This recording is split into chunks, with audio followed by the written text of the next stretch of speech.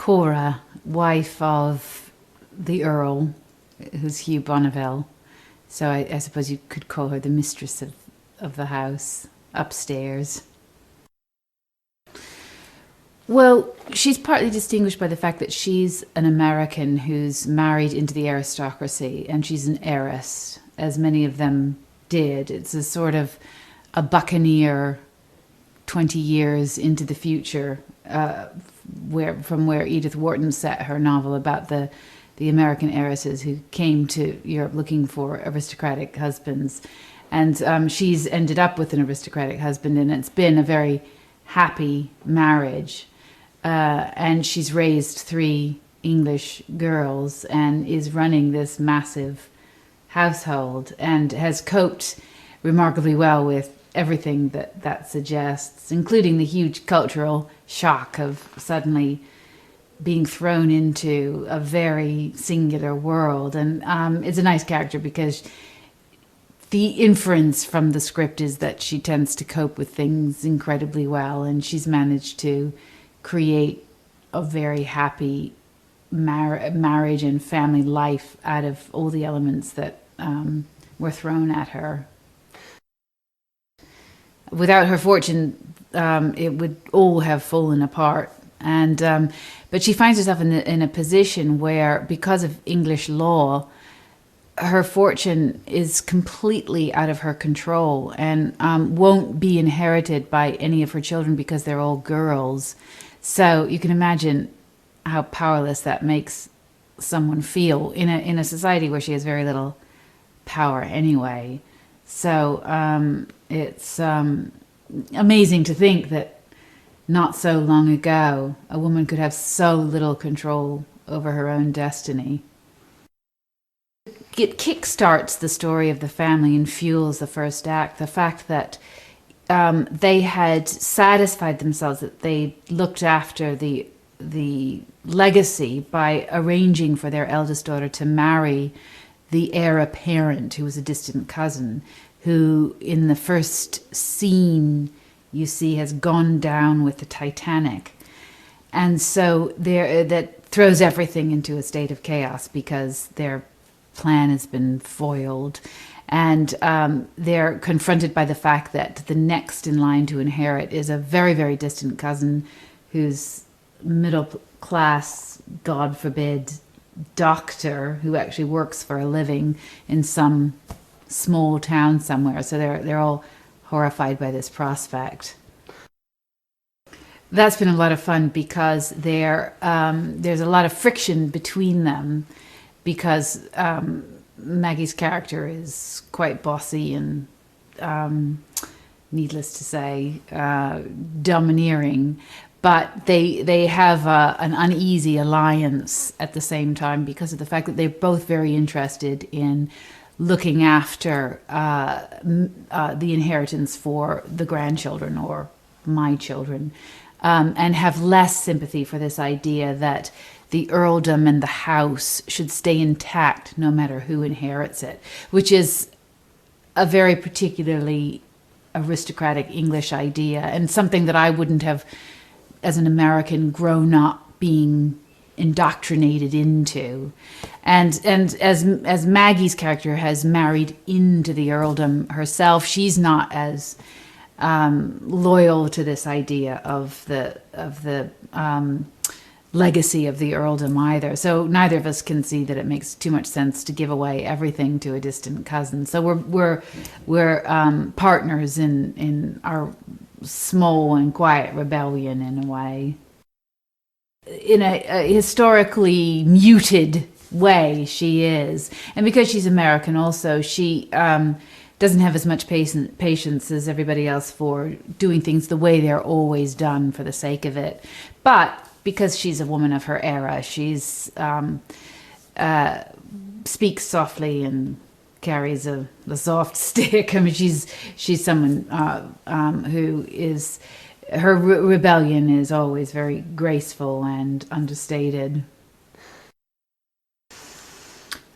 I think that my feeling is, and whether or not this comes across in the final edit, I can't say, but that she has slightly less of a distant relationship as perhaps somebody who was born into the English aristocracy might have with the servants. And she really does think of them as members of the family, although there are very clear boundaries, and she's most definitely the one in control. But I think she enjoys a feeling of warmth that she assumes is reciprocated by the servants, and she's not always right, because of course they're professionals doing their job. And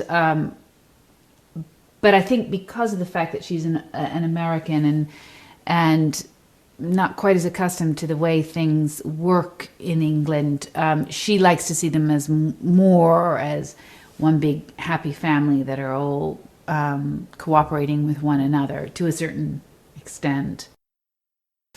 Well, any actor, I think, would just gag to be in a script written by Julian Fellowes. And I don't just say that with the hope that he's watching, but he has just an unerring instinct for writing character and story. I mean, really, I haven't really seen anything quite like it in the way that he's continued to maintain the high quality of scripts. Even now we're on the seventh one. Perhaps the time that he put in as an actor, I don't know, but he has written so many characters so economically and so with so much dimension. It's just doesn't take any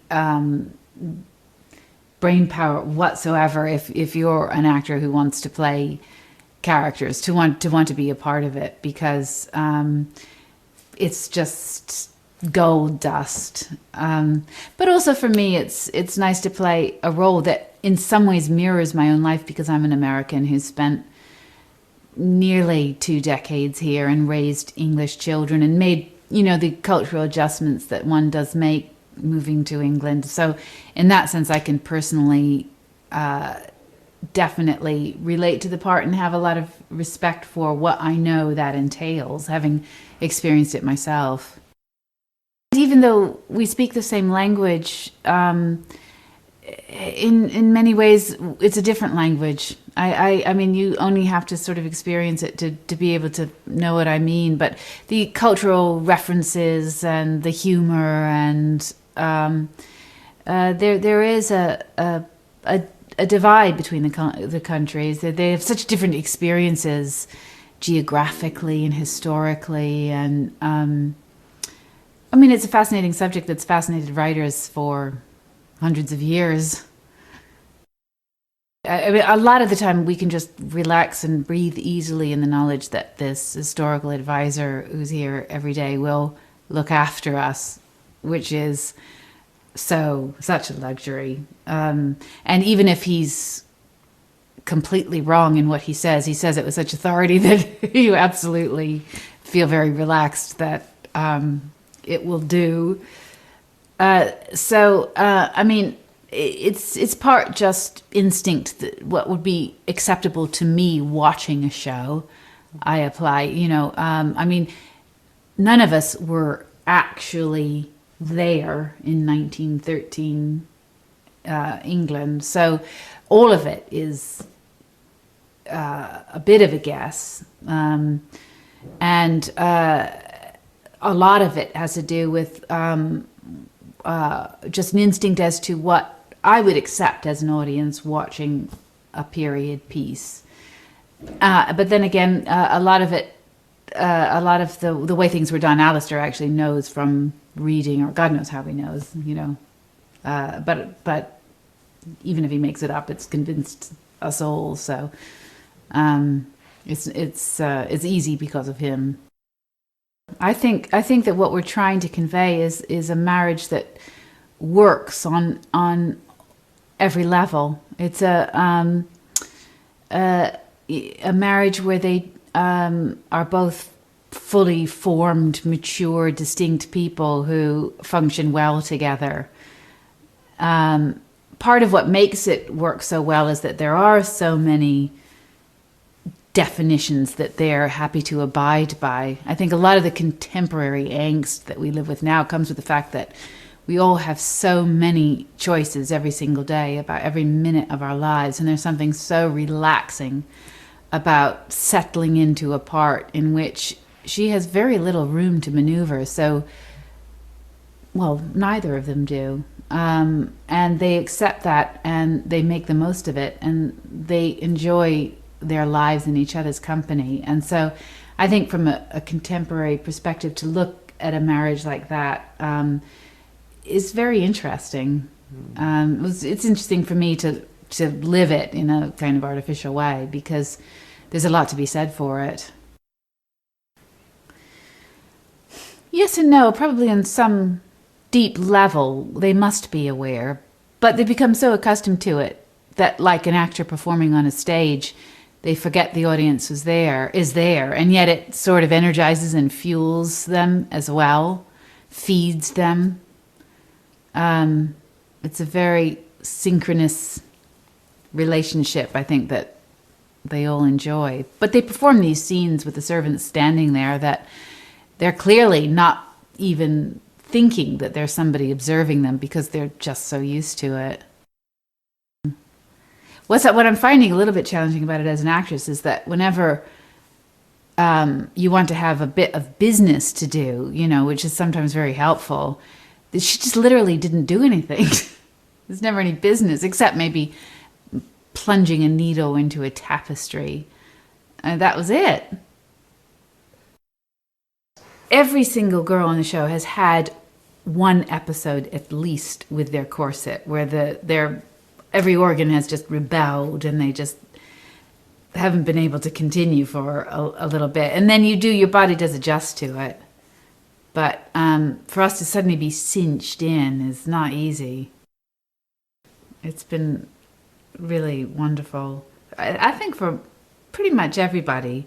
I mean, what's so nice for the actors is, even though there's a lot of waiting around and there's lots of scenes that you're not in, everybody has a little something to do. There's no part that is thankless. Everybody has a moment where something's going on for their character. So it's nice to be in a group where everybody's feeling that satisfaction. And it's attracted really the best caliber actor too, just across the board. So that